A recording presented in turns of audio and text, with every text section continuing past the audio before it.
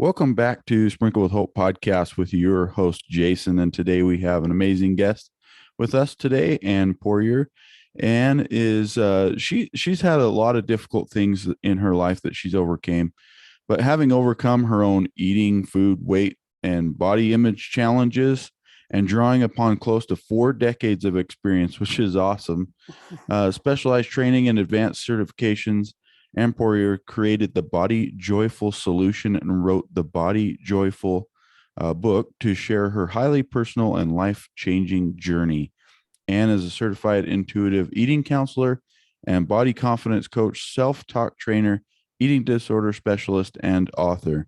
So you got quite a list of things that you have accomplished, and really it sounds like a lot of that's kind of stemmed from your own personal issues and challenges that you were faced with. So maybe if you could talk about that a little bit, and just your journey through this, through these challenges.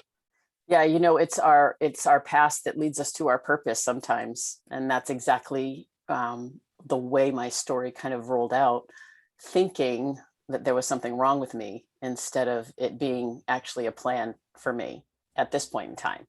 So I started out at 10 years old with feeling fat and feeling uncomfortable and getting teased by my brothers, and normal brother stuff. I mean, brothers do that, right? Yeah. But I took it personally, and I Yeah. I took everything in and made my own assumptions on what people were saying. And as soon as you think something like I'm fat, the next thing I know, everything in my pathway shares proof that yes, you are. Oh, yes, you are. Really, you are. So that's kind of the way that my early 10, 11, 12 years were kind of encapsulated.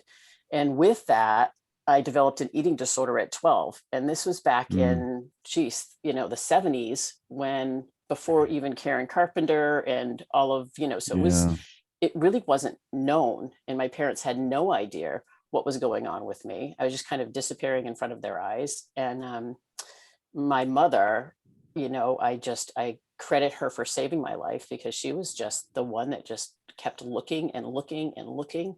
She was going to libraries, she was talking with friends, she was just trying to figure out what was going on.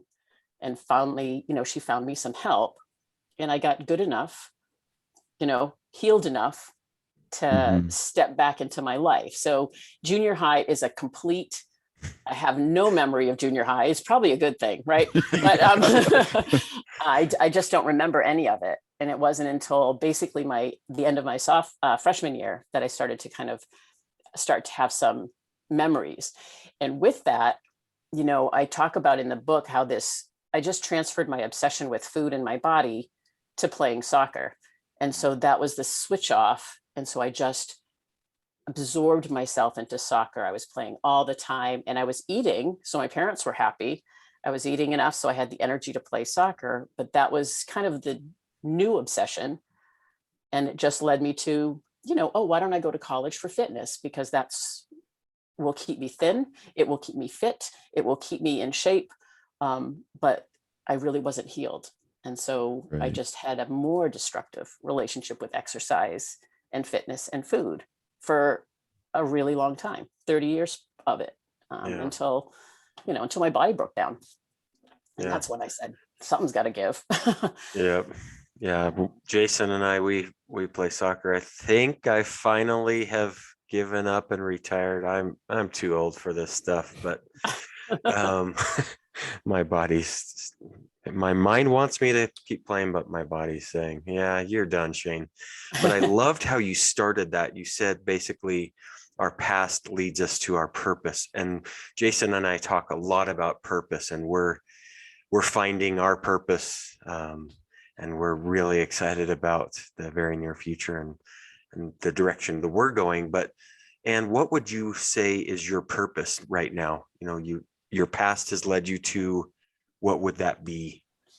Right now, it really is to create or help teach uh, our people in our age group who have children to be different kinds of mentors around body shape and weight and food, because that's where we learn all our patterns around food and eating and how we look and how we're supposed to look in society. And if mothers and fathers had a different kind of perspective around food and around their bodies and around movement and exercise, then the kids would have a different perspective. And so I think that's really the broader mission for me right now, is to how can we create role models of women and men who are parents for our next generation, so they don't have to, especially now with social media and with the pandemic, all the Zooming and being in front of people all the time. So how can we get our kids, our next generation, to feel comfortable and confident in their bodies, regardless of their size, shape, or weight, right? Just here I am, I can show up and be a different size in a different size body and be okay with that. Yeah. Love it. So, yeah. Yeah, I think oftentimes, it's so interesting. You think back to all of our childhoods, right? And it really shapes us into the person we tend to become, through our 20s and our 30s. And sometimes, things that are said or done to us really affects how our life is shaped. And obviously with yours, right, you might have been teasing or whatever, but um, either way, it affected how you went and lived your life. And so how do you kind of see us as parents or adults helping those children to maybe push aside some of those things that are said or done to them to move forward, um, through those things, if we're being made fun of or whatever it be. Right. And I think it begins with the kind of the scale, and how can we get rid of the scale in homes Mhm. so that it's not there. Yeah. It's why is a number proving worth to people? And if you see your parent getting on the scale every morning, or talking about their weight, or looking in the mirror and putting themselves down, the self-talk piece of all of that as well, in our own brains. And how can we repair our own relationship with food, our own relationship with our bodies, so that they see that, right? And to be able to uh, share with them a different perspective than what they might be hearing out in the world, and see them for, instead of their bodies. When you see somebody, what's the first thing you say? Oh, you look great, or oh, have you lost weight, or something like that, Right. versus Yeah. oh wow, you look so happy, what's going on, or something that's outside of. There's so many different topics we can talk about other than how we look. So it's kind of planting different seeds with our children, and planting different seeds with. I mean, I have a grandson, brand new grandson now, and it's created a whole new you know shift for me, to think, how can this little guy grow up in a world that's a little different and doesn't have all of those labels and such. Yeah. So yeah, I guess it's hard to say exactly without diving Sure. into intuitive eating, and you know Right. those are some of the things that tactical things or specific things that we can talk about, but that's more a general, just let's repair our own relationship. And that actually is one of the loudest speaking things that we can do for kids that are around us. So Yeah, I love what you just said about the scale, because I immediately thought about a lot of people that get on the scale every day, and they think they're defined by that number that they're seeing, but not what's inside of them. And I think we have to change that mindset. I just thought that was brilliant how you said that. Really, really touched me. And hopefully those who are listening understand why you're saying those things, and starting to repair our insides, not really focused as much on the outside of who we really are, because it's yeah. inside. So Yeah. One of the things that I do with a lot of the people that I work with is actually ask them to close their eyes and think about a couple of people that they really care about in Mm. their lives, and why do they like them? And actually, sometimes they'll write a list. I'll have them write a list. Why do you like these people? And then at the end of their list, after 3 or 4 minutes, I'll say, does it have anything to do with the size of their body? Does it have anything to do with the weight on the scale? Absolutely not. It's everything. It's from our inside. That's how we get, how we develop relationships. That's how we like people. That's what it's all about, right? It's a sense of humor, or it's somebody who listens or is empathetic or enjoys animals or whatever, but Yeah. it's has nothing to do with, the outside package. It's much more to do with the inside. So, and once people can see what other people see for themselves, it completely changes their relationship with themselves. Yeah. So Yeah. Yeah, I agree. totally agree. And I think that if we're going to identify ourselves with a number, because we've talked about identifying with different things. So as soon as you identify with that number, you're instantly that thing, that number, instead of I'm kind, I'm caring, I'm loving, I have worth, I am, an amazing individual, whatever it is that we're hopefully telling ourselves these positive messages, and not these external things that really don't have any bearing on us and our self-worth. right. Yeah, exactly. And I think it's important to understand that we can see ourselves differently if we choose to, and if Mm-hmm. we're willing to. But it's so hard. We're programmed from kids to beat ourselves up and to make ourselves work harder. And why did I do that? And all the, in the book, I talk about all the characters in my head. I have all kinds of names for characters in my head. And the one that comes up still for me is Stupid Sally, right? Stupid Sally pops in my brain because I do something or I knock something over or something silly. But it's very interesting how quickly some of those voices will pop into our heads, that even when we've done the work to try to, I say move them out of the neighborhood so that they're a little further away, and we can bring in some nicer voices to our heads. So that's just being aware that those voices do come back, and how do we see them, say thank you for sharing, and step, I'm not going to listen today, but thank you, and I'll choose to listen to another voice instead. Yeah. Love that. I really love that. So what led you to writing this book? Why did you, that's a big undertaking. So why did you decide to write a book? Well, I started journaling first, just doing some journaling because my knee broke down after 30 plus years of pounding on it, um, and I had an injury in college, so it just was my body was breaking down. And when I went in to get my knee fixed, I was actually going to have a bone broken so that I could continue to pound on my Wow. leg. I know, stupid. Well, sorry. It was at the time. That was my identity. Being a fitness person was my identity. Being in that profession was my identity. And so,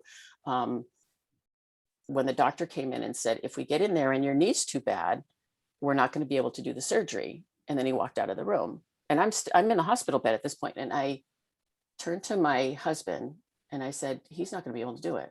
I knew instantaneously, and at that moment, like my whole purpose, what I thought was my purpose, shift, like just it fell out from underneath me, and I didn't know what to do with it. And so in this recovery, because he wasn't able to do it, and I ended up with a knee replacement, but in the recovery of all of that, that's when I started to journal, and I shared a couple of blog posts, and I got so much just from friends. Oh, I felt that way too. I've had that experience too. And so when you get that kind of feedback, you realize maybe I have something to say. And I went to a writing workshop and was blown away by the people sharing the stories that people have lived through, and getting validation that I did have a story, and saying, maybe this is for me to write. And that's, so I just started on a journey of writing a lot of short, more blog like Mm. posts, and then went away for a weekend and had things all over the walls and sticky notes, and trying to figure out, how can this be a story? And I found this theme of gardening and seeds that are planted and rooted in the soil, and then we have to weed and replant, and then we can flourish. But this whole So it was by stepping back and taking a bigger look, widening the focus of my life.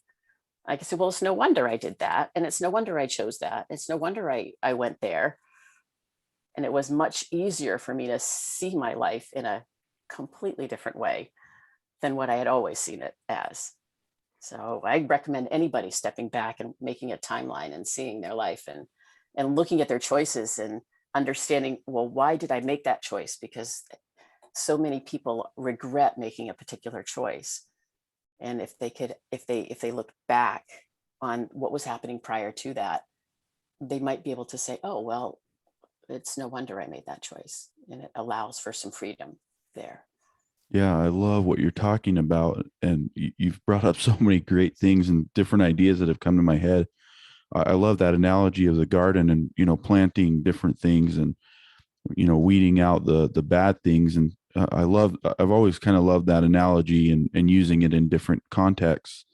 And I think often we do tend to think, all right, did I plant the right plant or did I, and I think that's just it, right? We need to put it in there. We need to sow the seed and see what grows and find hopefully that purpose. And so that was kind of coming back to another question I wanted to ask, which was, do you have any particular ideas of how to help find that purpose or cultivate somebody's purpose as they are, trying to find out what it is that they want to do or feel that pull to do? That's such a great question. It's such a great question. And I looked for it and looked for it and looked for it. And it was only when I stopped looking that I think, and I quieted down a little bit, quieted the voices from inside and outside, and said, what does light me up? And I know that you've talked about that too. What's light, what feels joyful, and what creates that energy inside. When I saw some people open, like their eyes wide open and see a completely different perspective of themselves, or get a real aha about something that they had been saying to themselves for so long, or using the scale and the number as a value for so long, and to have that aha, there's just something that there's no words to express how I feel when I see that from someone else. And so when you see that and when you feel that, pay attention.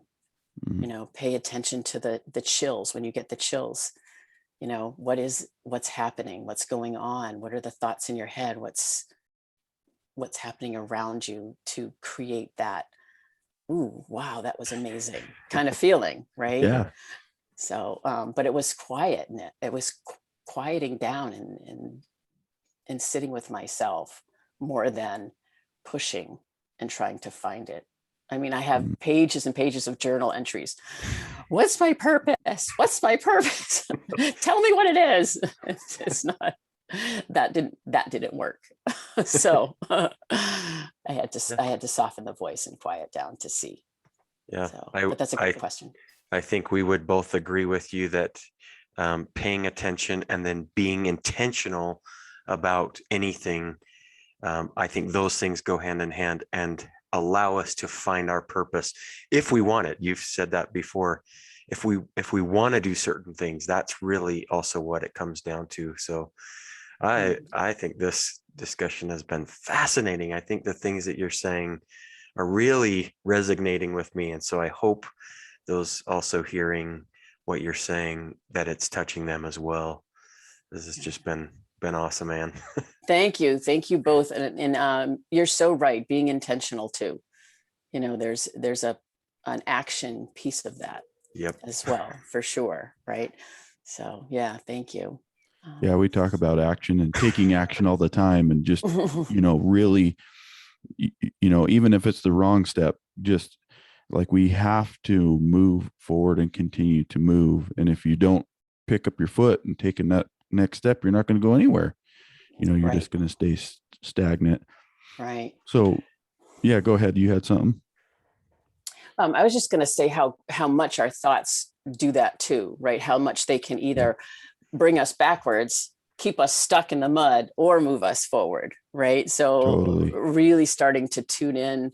That's why I went and became a self-talk trainer, because I thought there's so much power in understanding the words that we say to ourselves, and how we can actually create some space to shift those words, because they become so programmed, so quickly programmed in. And when you repeat them over and over again for 20, 30, 40 years, it's a lot of work to try to weed some of those seeds that we've planted in there for It so is. long. Right? Yep. It really is. So Yeah. right near the end of our podcast, Shane and I, we love to do this thing that we call the double down dose. And so it's two final questions that we like to ask, and there's different variations of it. But um, our podcast is Sprinkle with Hope. We talk about hope. So what does hope mean to you? It's such a good question too. I never really, don't get your hopes up was what my father told me all the time. Don't get your hopes up, don't get your hopes up, don't get your hopes up. And so that's the motto I lived a lot of my life by. And you're going to laugh. I was watching a Hallmark show, one of the Hallmark specials on, Christmas time. Yeah. And a guy said to the girl, "Do you want to live without hope?"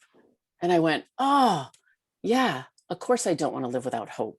So hope is, um, everything is possible. Anything is possible. I can get disappointed, and that's okay. We're always going to we'll disappoint others, and we're going to disappoint ourselves, and that's okay. And I've learned to understand that and be okay with that. So hope is something that I just jump into. Yes, that might happen. Yes, that might happen. Yes, that might happen. And that propels you forward into what it is that you're hoping for or hopeful for. Love it. That's awesome. So the second part of the double down dose really aligns well with your picture behind you. If those that are watching, there's a picture that says love. And so, Anne, how would you define love? Warmth, trust, knowing. Those are some words that come to mind.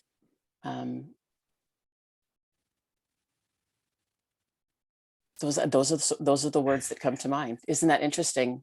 Because that's something that I just feel it more than I can articulate it. Yeah. Right. To just know that it's there, and it's, you can feel it in your body. Yeah. Right. And you just know it's a knowing. That's why knowing is, it's a knowing that that person or that thing is something that's very close to you. So, yeah. We really do like asking these two questions at the end, because it allows not only us, but our guests and our listeners to really think about those things. Often I think we hear hope and love, but we don't really dive into it. And they're simple questions, but we get some of the most amazing answers. And, I appreciate the insight and thoughts that you shared with us today, Anne. Been a fantastic discussion. I've really enjoyed it. Thank you so much, both of you. And I love what you're doing. And thank you for sprinkling hope, for sure. Yeah. And joy. And purpose, all of that. Yeah. That's how we will change the world, is to have more of that, for sure. So thank you both for doing Absolutely. that. Yeah. Yeah, for sure. How can our listeners get a hold of you, or get in touch with your book, or Yep. maybe just Yeah, the book is called The Body Joyful: My Journey from Self-Loathing to Self-Acceptance, and it is available anywhere books are sold, mostly online right now, right? So, Yeah. so that's one. And then I do have a private Facebook group on private Facebook group called The Body Joyful Revolution, which is a place for women. Sorry, guys. We're getting the body joyful man. We're thinking about that too. So, or family, or couple, or all those things we're trying to Sure. think about. But teen, we got it all in the back of my head. But it is for women who want to feel more comfortable and confident in their bodies, just as they are. And so that's a private place where we just Awesome. share all kinds of great stuff. So Really good. Yeah. Yeah, That's great. we would also encourage you to keep doing the same thing, even though we wouldn't join that Facebook group. Keep doing what you're doing, and you truly are changing the world with us. So keep living your purpose now, and super happy for what you're doing. Thank you. Thank you so much.